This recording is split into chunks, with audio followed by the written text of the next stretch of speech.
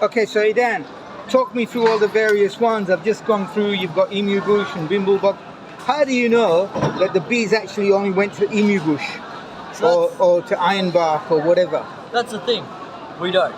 But what we do instead is, firstly, we know what the honeys taste like, and through years and years, there's a big database of what species produce what honey. On top of that, when we go to our hives, we don't just check the hives and extract the honey. We go and do hikes all around in a huge radius around where our beehives are. How far do the bees travel? They can travel up to 3 kilometers. Right. And we do about a walk that big as well. And we go and look at all the trees, what's flowering with binoculars, and then research those trees. So it's not just taking care of the bees. It's also knowing what trees there are, knowing when they flower, knowing how they flower, knowing in what conditions they produce a lot of honey, knowing when they don't produce a lot of honey. It's a very hard thing. So can you check the flower and see if they've been depollinated by the bees? Well, what we can do is, firstly, we can go and look at the trees, see how many bees are on there, if you can hear the buzz if there's a lot of bees. Also, another thing you can do is you can pick a little bit of the flowers off and smack them on your hand, and you can sometimes see the nectar falling on it. Oh, nectar, yeah, not pollen. Yeah. Yeah.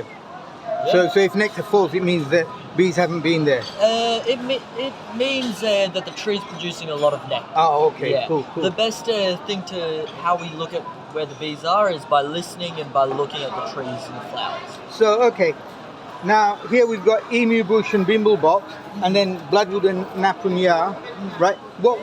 How will I know, or not how will I know, but is there a distinctive taste between them?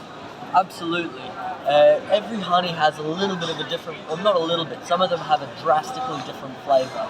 One of my best examples of this is when we used to live in South Australia and keep bees in South Australia, we'd take them to the riverlands to pollinate the oranges, not necessarily to pollinate the oranges, to extract honey from the oranges, which came out as this beautiful, almost clear honey that if you've ever been around an orange tree and you know what it smells like, while it's flowering, that's exactly how the honey tastes. So each tree produces a different taste and also a different texture, and it crystallizes different, and each honey is unique as well. Cool. Yep. All right. So what are you going to recommend for me? I see over there was it's pretty thick, I think. I don't know which one. Yeah. It just says raw honey.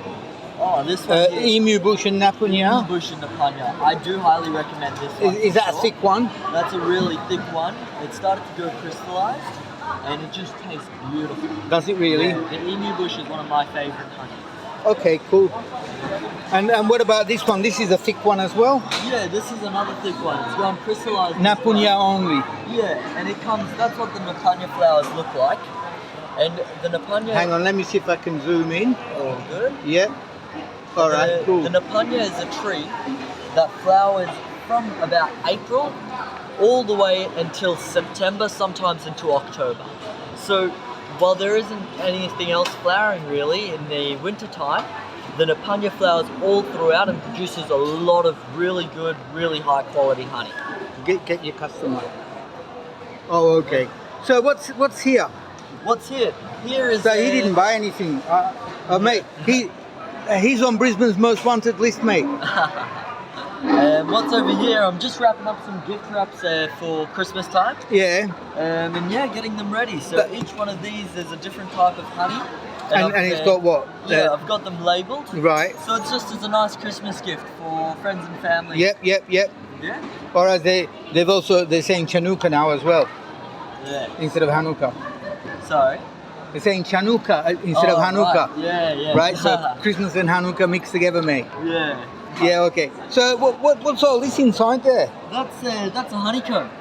So basically inside the hives... Hang on. Put it down for you. Oh, okay. Inside the hives, I'll see if I can find a good photo of one. And is that an almond in there?